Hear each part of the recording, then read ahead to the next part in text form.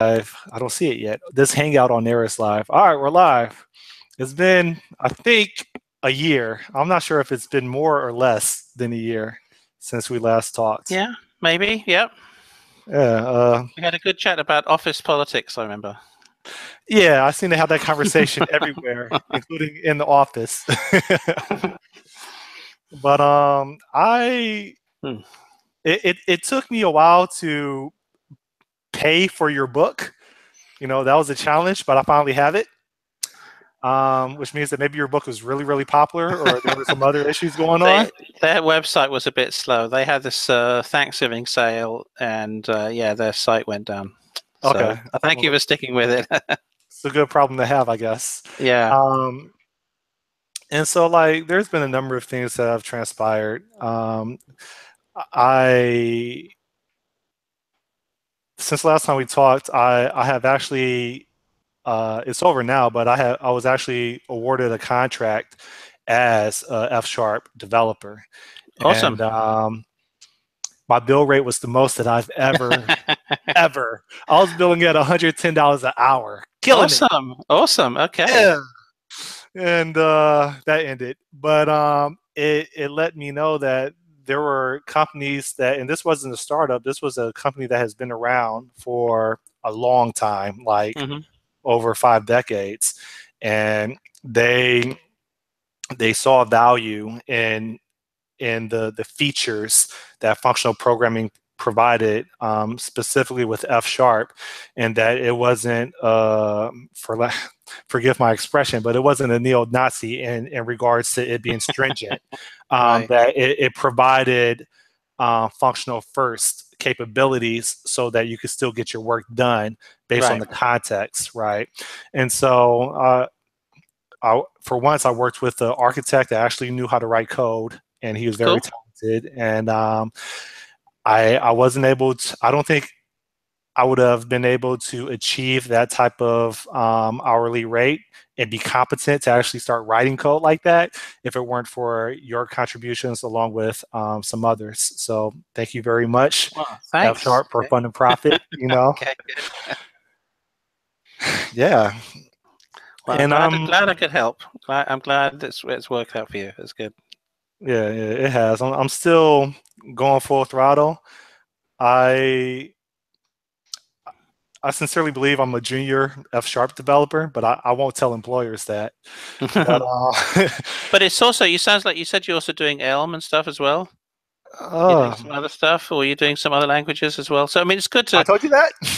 I don't know. No, I just reading your tweets and stuff. I thought maybe you were Oh, doing some okay. Elm. Yeah, I actually went to a venture capital session last night because I'm preparing to deploy the prototype, Nikeza. It's Zulu for to give, but basically it's a platform that aggregates content from Stack Overflow, WordPress, YouTube, Okay. Medium.com, a whole bunch of different platforms, and people can subscribe to people like you without having to know every single podcast that you were on, Okay. and Sounds good.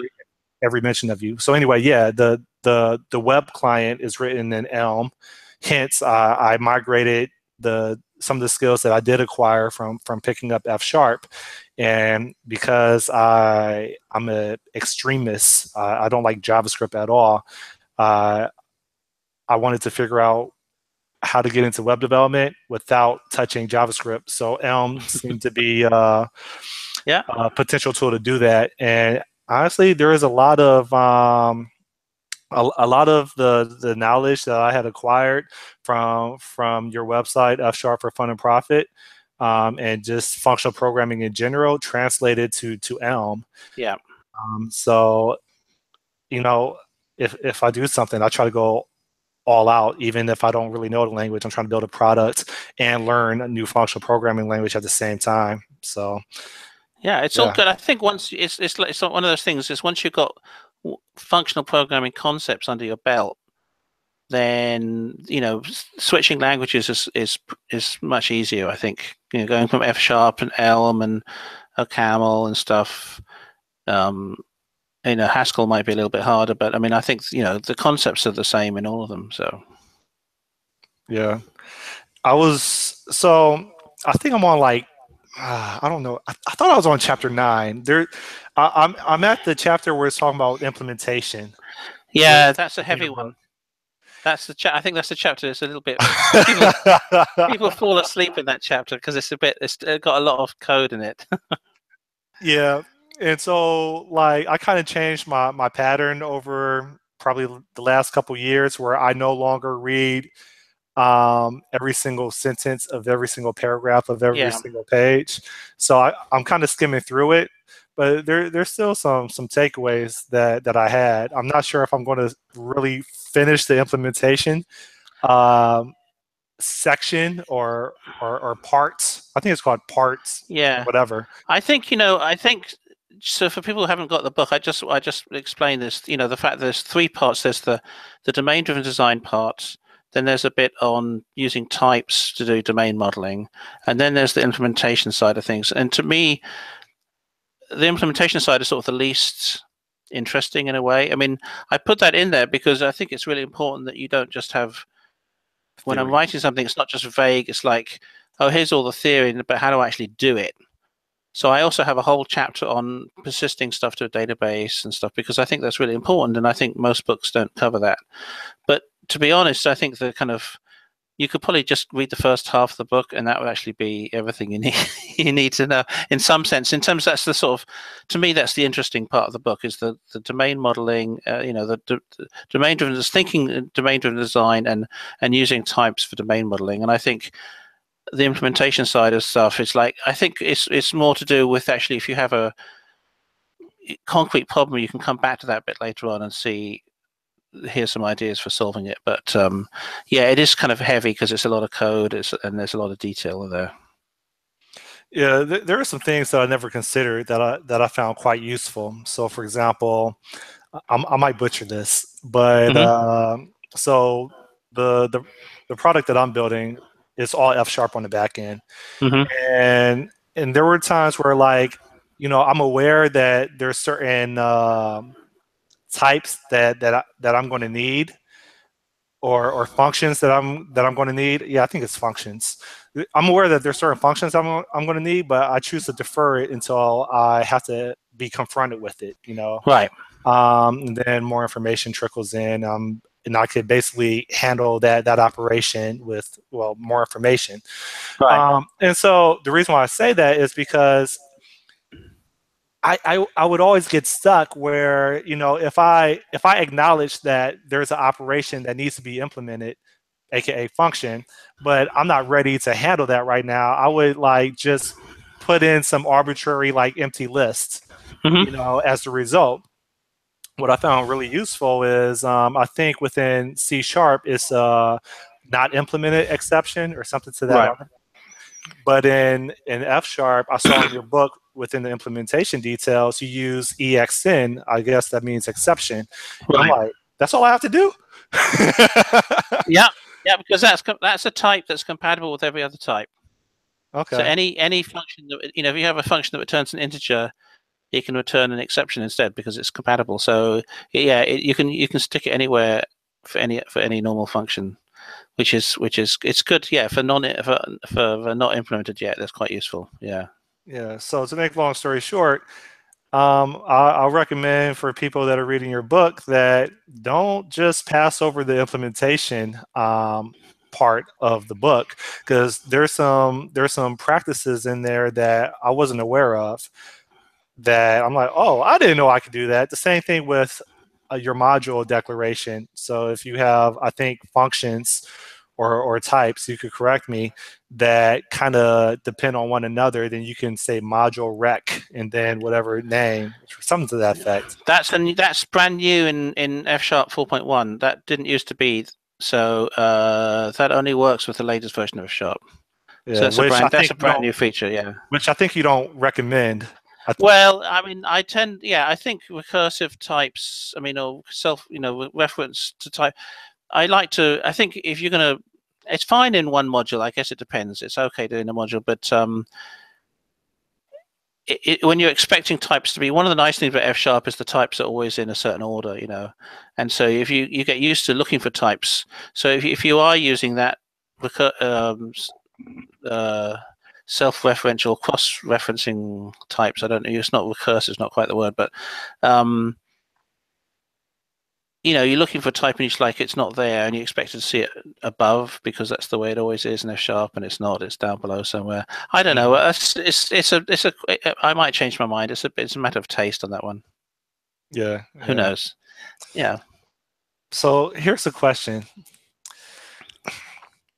Now, I had reviewed your book, I think like 10 months ago, or at least a couple chapters in it. Mm-hmm. But the book that I read wasn't the book that I reviewed. Like, really? I don't think so. Or maybe that. I skimmed through the basic F sharp syntax part, so maybe it is, but it was way different than what I first saw 10 months ago. Well, I did do. I mean, it's interesting when you're writing a book. It does evolve. I mean, I added whole chunks. There was a whole chunk that I actually took out because I figured it wasn't actually relevant, and the whole things that I put in. So yeah, it was. I mean, it is different from what I did, but I think the first few chapters in the domain of design is sort of. I mean, obviously the details changed a bit, but I think mostly the same. And I added a whole section on architecture that was different, because I thought that's really important. Which is really appreciated. Thank you. Yeah, because again, that's not something. It's like you got all these ideas. How does it actually fit into something concrete? But it's interesting. Books do evolve. I mean, I think things got shifted around, and some things got cut out, and some things got added. The structure was pretty. Yeah, it's hard for me to say because you work on something. And from my point of view, it's like incrementally changes. I guess it's like looking at it like a young baby, and you come back a year later, and it's like a year old or something. And for the parents, they're used to it. But if you you come to it's like, oh my god, it's so different. So maybe that's what happened there. It's like from my point of view, it seems to change quite slowly. But as an outside observer, that's fine. Yeah. So if you can remove your humility for like 10 seconds, I want an honest answer. Is it annoying, frustrating, or what do you feel when you take my understanding is your background is in mathematics. I thought you had like a master's or something. What is it like to dumb down information for people like me to consume? Now that's you see that's not right. That's not the way I think about it. So first of all, yeah, I do have a maths degree, but I'm actually very anti using maths and functional programming, and I certainly don't consider what I do dumbing stuff down. I always feel like I have one foot in different worlds because part of me is like a very nerdy techie person, but there's another part of me which is like a liberal arts person. I'm like the black sheep of my family. The rest of my family are like artists and writers and stuff, and I've always felt like I had that someone actually once said is that like I'm a bridge between like the techie side of the world and the non-techie side of the world, and that's what I really enjoy doing. I like explaining things to people, and so I don't consider what I'm doing dumbing it down. I try not to dumb it down. I'm not using stupid analogy like monads are like burritos or something like that. I mean, everything I say is I try to be accurate. I'm not trying to dumb it down, but I think for example, having pictures instead of just all words is good. I like to have my little railway diagrams and using analogies like the railway-oriented stuff. It's not dumbing it down. It's just trying to explain it in a way that helps people understand, and without using buzzwords, without using jargon and stuff.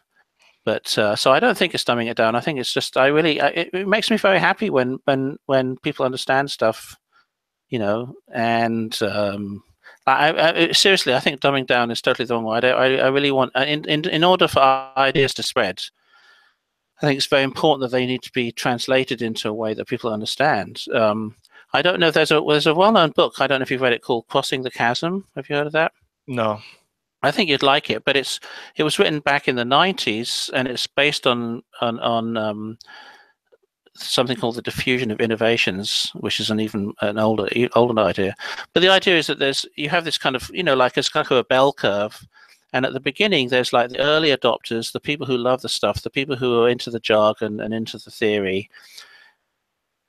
And then there's like the mainstream, the middle of the bell curve, which is where most people live. The problem is there's a gap when something's trying to move from the edges to the middle. There's often a gap, and this is the crossing the chasm thing, because the people in the middle do not care about all the stuff that the early adopters care about. It's like with any kind of new technology, the early adopters are all fantastic. This is so great. And most people's like, I don't really care about all that stuff. And so this trying to cross the chasm from translate from what the early adopters see in it into something that the mainstream can see, I think is a really, really important task. And I think the extreme people in the extreme early adopters are clueless about what makes something mainstream. And I think I want functional programming to become mainstream, and I want it. And I think the extremes, the extreme early adopters who tend to be very kind of mathematical and very academic, I think are pretty clueless about what makes it, what it takes to make something mainstream. So that's why that's what I'm trying to do. I'm trying to make it mainstream. So, do you ever dwell on the opportunity costs? What I mean by that is, I'm supposed to be writing a blog post for, what is it, F# Advent calendar for December 15th, which is dangling my anxiety. It's like, oh, Scott, where you gonna start? Scott, where you gonna write about? Like, I have a hard time sleeping at night because it's always in the corner of my mind, right? I need to write one too, and I don't know what I'm going to write about either. So there you go.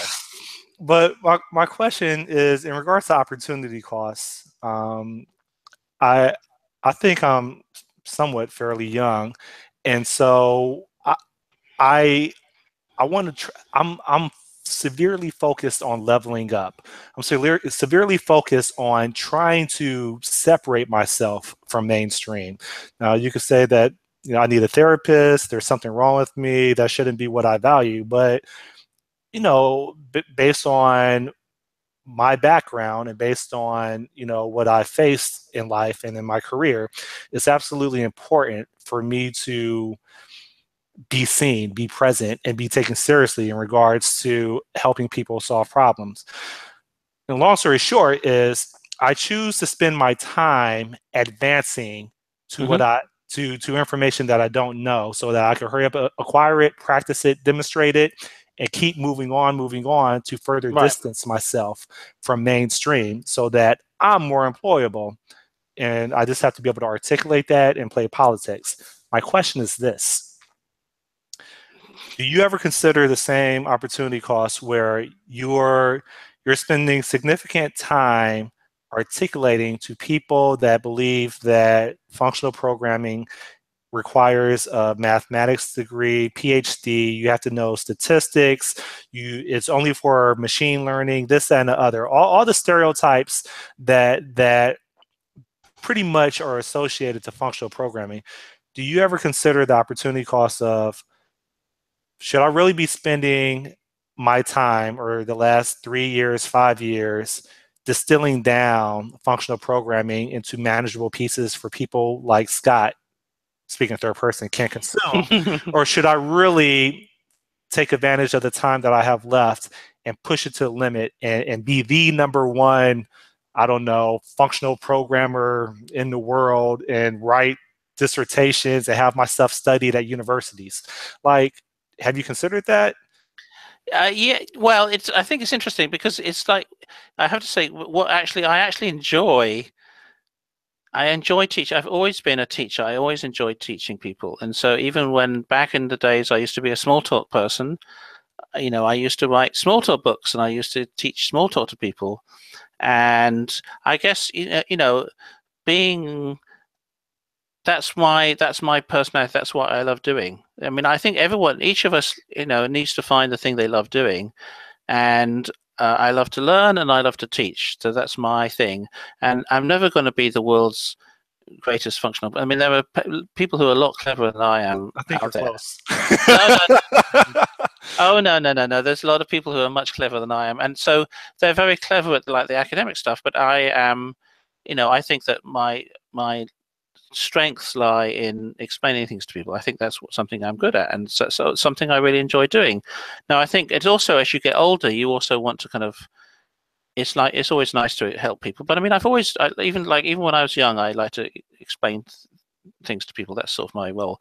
But I mean, everyone's different. I mean, if I would strongly encourage people to different in terms of employability, getting a unique skill, being the best in one particular area is a great way to be highly employable. I think that's a fantastic thing to do. So um, I definitely encourage people to do that. So I mean, what you're doing is great. Taking initiative and learning all this new stuff. I think it's a good thing to do. But I mean, like I say, I like to learn that kind of stuff too. But I'm also, to be honest, I'm just not that into into like being successful. I'm not very American that way. I'm more like I think I want to make a difference in the world, and I'm not really ambitious in the sense of like I want to be the best person at this particular thing. Nothing against people who are ambitious, but that's my personal Hmm. my personal thing. It's just people have different personalities, and I think finding something that's aligned. I think the trick to being happy in life is to find something that is aligned with your personality. Being in a job that you hate or doing something that you hate is just it's a terrible thing. And so if you can find something that makes you happy, that's great. What's interesting based on what you just said is, I mean, it's obvious that you're driven. I Like, don't know how to say that. yeah, you just said that you're not competitive. Like, you're not interested in dominating an entire space or an Hmm. entire subject area. But yet you produce so much. You have such a huge following. People respect you. It goes against everything that I was trained to believe in regards to personality traits. Um, so I mean, that doesn't require That's a response. That's Yeah, no, just it's something just that's I interesting. think it's different. I mean, like I say, I don't try. I'm not trying. I'm surprised. I'm just as surprised as anybody, really. I'm not trying to be um, successful. I'm doing what I think I want, what's important, and it's that people seem to like it. That's all I can say. Um, yeah, I think I mentioned last time this guy Gerald Weinberg, and he wrote a book called The Secrets of Consulting, or The Consultant's Handbook. It's got lots of good advice in there, but one of the things is about having being influential versus being rich. And he says if you want to be influential, basically have to give away your stuff for free, because if you want to make money, you want to have trade secrets and all that stuff. But if you want to influence people, you're going to have to like give stuff away for free, because you're not going to be able to charge very much for it. And I took that to heart, and so it's a sort of deliberate decision on my part to sort of give stuff away for free. I'm not trying to make money off my website, and I'm not trying to make money off. It'd be nice if I could make a bit of money writing books and stuff, but that's not really my goal in life. Got it. Got it. Reading your book, I feel as if you're making a strong argument that business requirements can be compilable.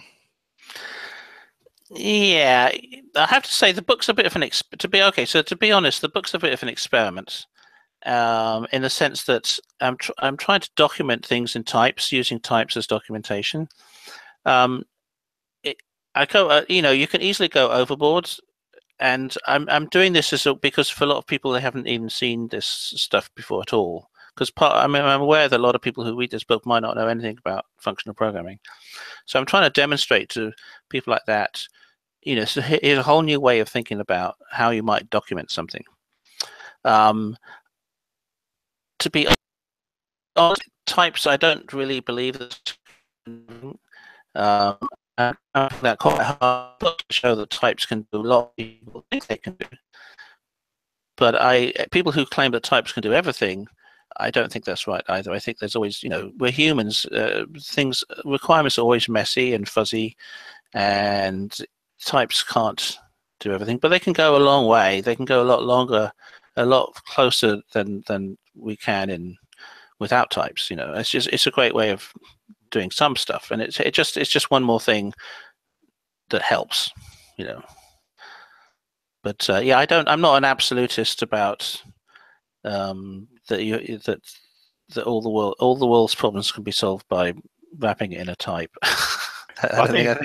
I think that's what the book Idris is attempting to do. Yeah, I've only covered the first chapter, and yeah, the Idris one is much more. Yeah, but I mean, even then, there's a thing about everything can be done in a type. I think anytime there's humans involved, and this is where like the whole kind of liberal arts stuff comes in. I think developers and programmers really should get out of their bubble sometime and read psychologists and read anthropologists and read other people, because there's a lot. Humans are very complicated, and when you're writing software that interacts with the real world, it's complicated. It's always going to be complicated when there are people involved. And if you just look at the problem that like Facebook and Twitter are having, trying to do algorithmic stuff, trying to solve problems with algorithms like fake news or whatever, it's like it's not it's hard because these people are complicated, and algorithms don't always solve the problem. Often algorithms can make things worse. You can have algorithms which end up being racist, or algorithms which end up being whatever, because people are that way, and it's the algorithms just reflect what people are, and that's the problem. That reminds me of Microsoft's Tay.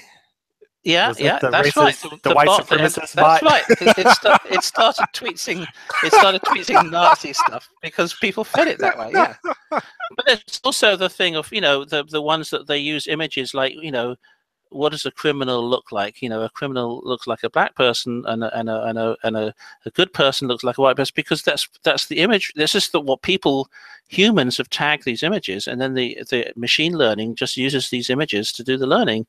Yep. And they end up being, they're not trying to be racist, but they end up being racist because, they're dealing with an environment which is that way, and they can't, unless you're consciously aware of it. And this is what scares me, is that the machine learning, or the people who are clueless about history and clueless about psychology think that everything can be done with an algorithm. And it's like, you have to be aware there's more to life than that. Yeah, I mean, so I don't have a mathematics degree, right? I struggled in statistics at the university, but to your point, yeah, you can read a report that says that, and I'm not going to beat down this drum of racism, so I'll get off this topic as soon as I finish this. Is in American prisons, supposedly black folks make up 75% of the population, right? And so there's supposedly stats on that. Okay, well, those are the stats, but the stats don't mention how those people got into prison. They don't mention the lack of money to get a qualified lawyer, not a public defender, but someone that's actually interested in knowing the truth. It doesn't speak of profiling, in which cops have a quota to raise money for poor cities such as Ferguson or Cleveland, where I'm from. And so, yeah, stats, they report numbers, but they don't report motives for achieving those numbers. Right. I'm done. No. I completely agree. And this is what I'm saying. This is why just using an algorithm, it's gonna regurgitate the same stuff that's fed into it. It's garbage in, garbage out. And that's why I think people need to be very conscious of, people who work at Facebook and stuff. They need to be really conscious about what they're doing and not be so clueless, I think. Yeah. In your book, something else that kind of inspired me to read thoroughly the implementation part of the book, even though I'm like, I don't want, it's too much. It's too much. Is another thing that I learned, because I thought this was only possible with dependent types. My apologies to any audience that may be listening. Is I didn't know within a programming language that doesn't support dependent types, that I could still have at least one item list type. I forgot the term that you use, Yeah, but you essentially non-empty, use a record, you non-empty know? list, non-empty Yeah. list. Yeah, Yeah. yeah. And I'm like, that's it? It's that simple? Like, I thought I needed Idris for this, you know? So, or F star. But yeah, there's certain things that it kind of motivates me to finish thoroughly reading the implementation part of your book, because there's things that I just didn't know were possible that you really make really simple, and then I feel really dumb. So, yeah. Okay. It's. I mean, like I say, I think if the details can get kind of heavy, but the actual just being a. I mean, like I say, getting the concepts across. That's if the book can do that, then I'll be very happy, because then you can always the details you can always like learn later on. But just being aware of the things in the first place is great. Yeah. I'm going to try to put you in a corner now. Should event sourcing, okay, is event sourcing a silver bullet for most of the issues that plague software development today? More, I honestly remove what I just asked, and I'm going to ask something that I care about. Is domain-driven design applicable towards startups? Is it, or is it only applicable towards established companies that have a history of a product that pretty much So exists already, or an enterprise? so it's one of those things. Domain-driven design is one of those. You can treat it as a philosophy, or you can treat it as a process, and it's the same with agile development. Like if you think of it, if you think of domain-driven design as a philosophy, and the philosophy is that the developers and the people who understand the customer, the customers, the domain experts, the developers, they should all be on the same page and all using the same model for how they write something. Then I think every company should use that technique. Okay. Now, if you talk about should you have all these the buzzwords that you have in domain-driven design, like aggregates and repositories and stuff, it's like I don't. To me, that's not the important part. I mean, it's useful to explain to talk to other developers, but I think the most important thing is the concept everyone working off the same page, and I think that's always vital. It's especially vital for a startup, because Yeah. if the developers have to really understand the model of what they're trying to achieve. So I think this is, and it's the same thing with agile. I mean, agile as a philosophy is about having you know fast feedback loops and about listening to the customer and all this stuff. When it starts turning into a kind of a codified process like Scrum, where you have to do it this way and you have to do it this way and you have to do this, then of course it ends up being enterprisey, and that kind of, to me, that often loses the point of it. So I would focus on the philosophy and not necessarily on the Process. process. Sometimes the processes can get Yeah, because something that I'm kind of struggling with is I've been researching deeply this whole startup philosophy or lifestyle, and my understanding of a startup is you don't really know what you're building. You just know the outcome that you want.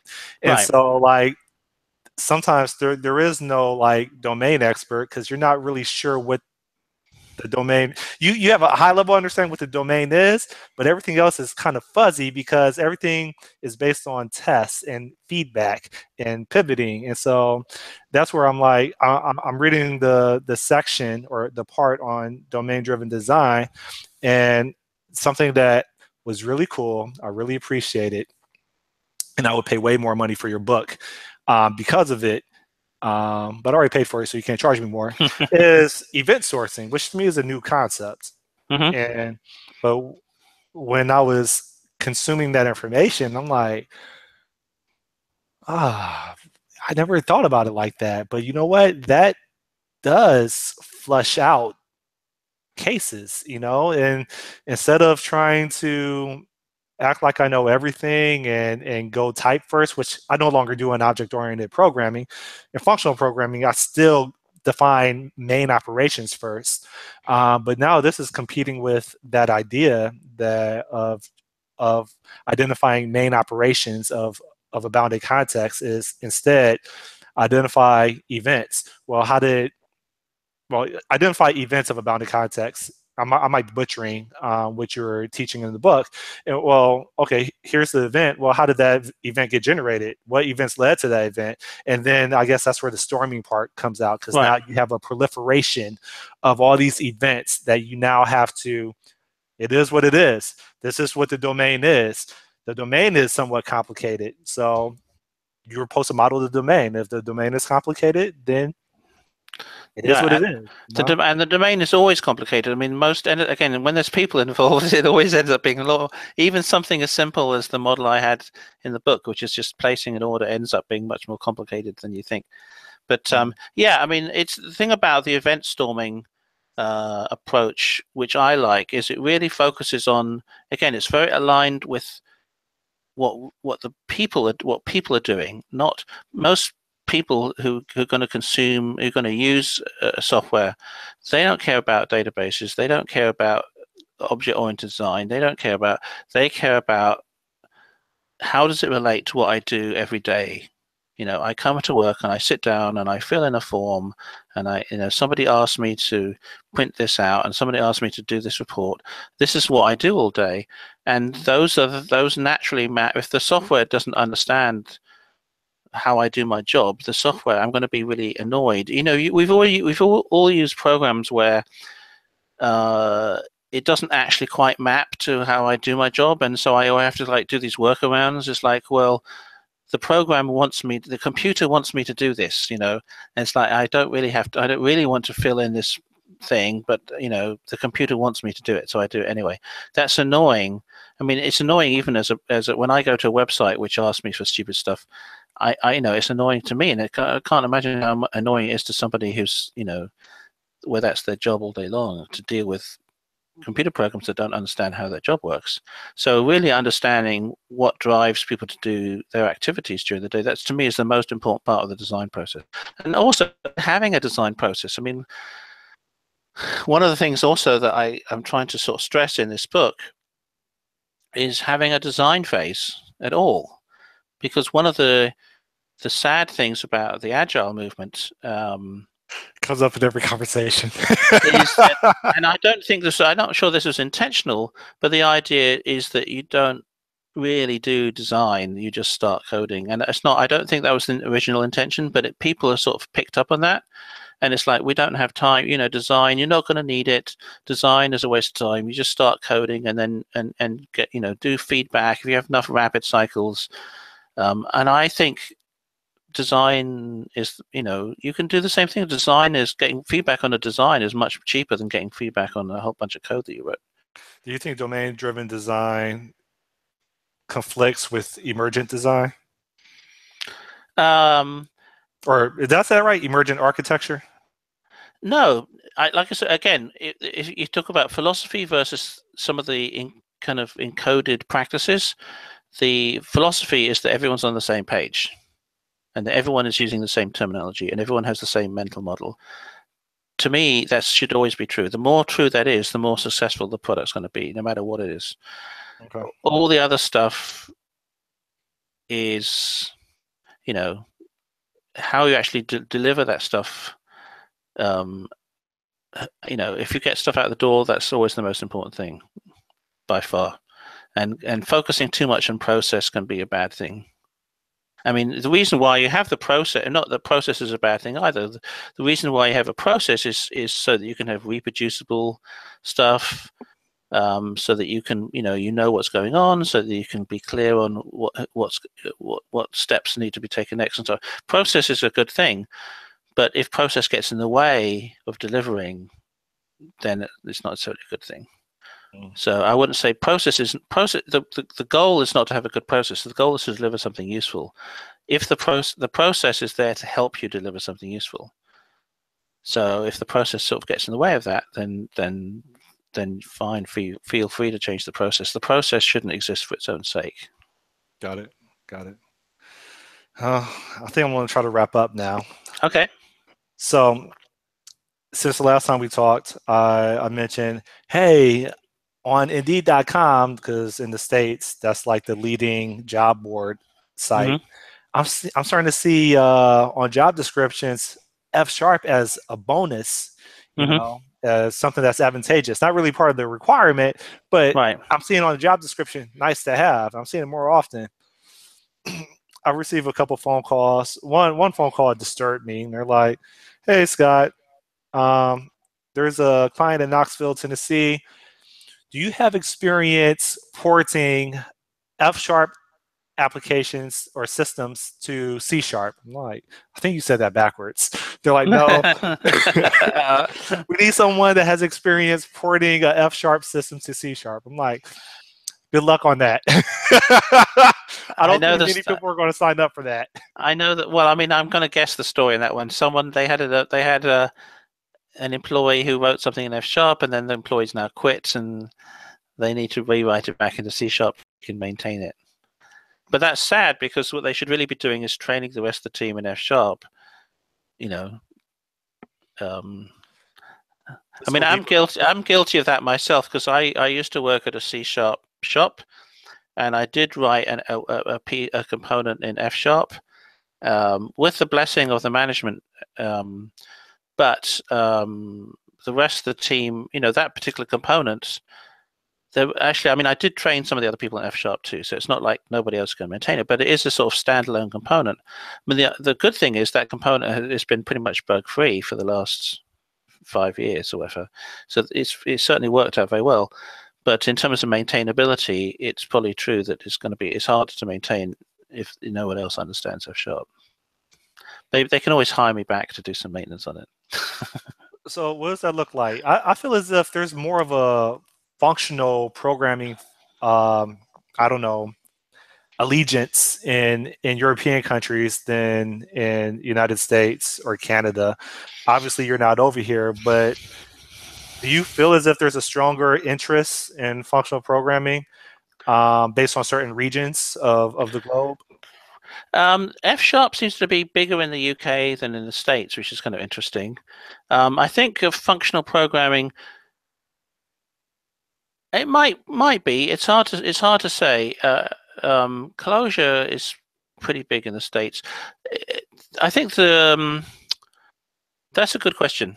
I don't really know. It does seem to be there's a bit more uh, openness to kind of more academic stuff. I mean, I remember back in the day, languages like Prolog and stuff were more popular in Europe. Um, and Haskell and F sharp and OCaml are all kind of European. They came from European research labs. So it's interesting. It's interesting. I don't know what that says about European people versus American people. I They're don't know. more I would. open-minded. I wouldn't want to generalize. You could say the opposite. You could say the way around that Americans are more pragmatic and more getting stuff done. I think it's a big generalization in any case. So I don't think I'll go there. Yeah, yeah.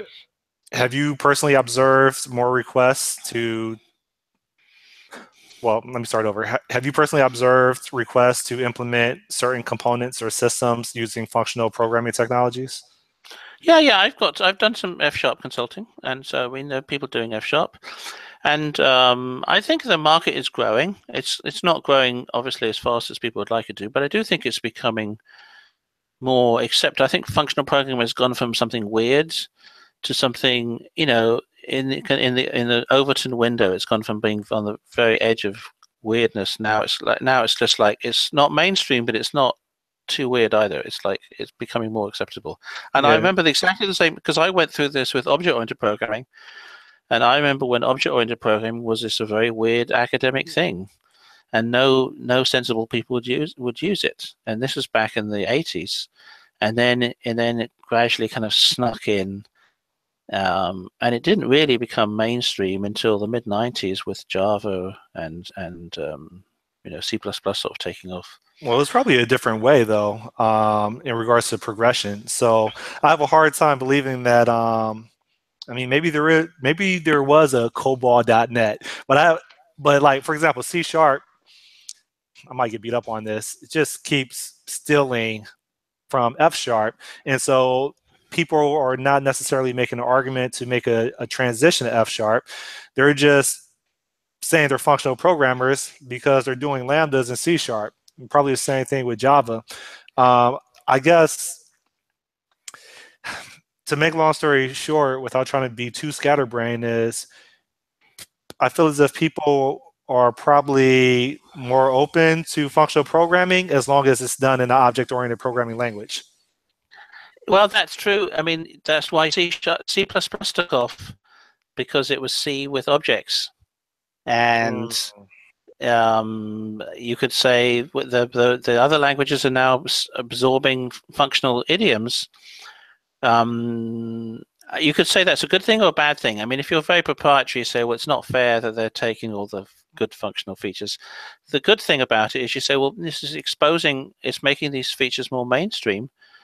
And as people learn about them, that can only be good, for functional programmers, really. Yeah. Last thing is, you have any conferences? Do you have any workshops? When are you coming to the States? What? Actually, I am coming to the States. Going to NDC London, but then I'm going to NDC Minnesota, which is new. Man, they should have NDC Miami. That sounds a lot cooler. Sounds a lot cooler. So yeah, and I've never been to. It's in St. Paul, and I've never been there. So that's why I thought I'd say I'll go there, and that's in May next year. So that's probably when I'm going to the States. So yeah. Not sure why they picked that city. You're going to be surrounded by a whole bunch of like Indian reservations. I don't think anybody lives in Minnesota. But because I'm in the States, I guess I'll go up there. Yeah, so. You should submit a speaker proposal. They might, no. Yeah, I might have to go after you. No. no. I'm sure you can.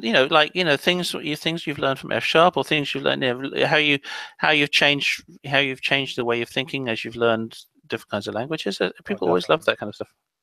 Yeah. That kind of goes towards what I had asked you about earlier about opportunity costs. Do I level up and keep chasing things that I don't know so that I can get a better understanding of it, or do I take what I do know and help the people that are a couple steps behind me? So that's a great topic for a talk right there. Okay. You should do a talk on that. That's a good one. All right. Well, you're peer pressuring me, so okay. I just think sharing everyone has different experience, and sharing your experiences is good, because what's interesting is that different things resonate with different people. So something I say might not resonate with somebody, but something you says might really resonate with somebody because you're coming at it from a different angle.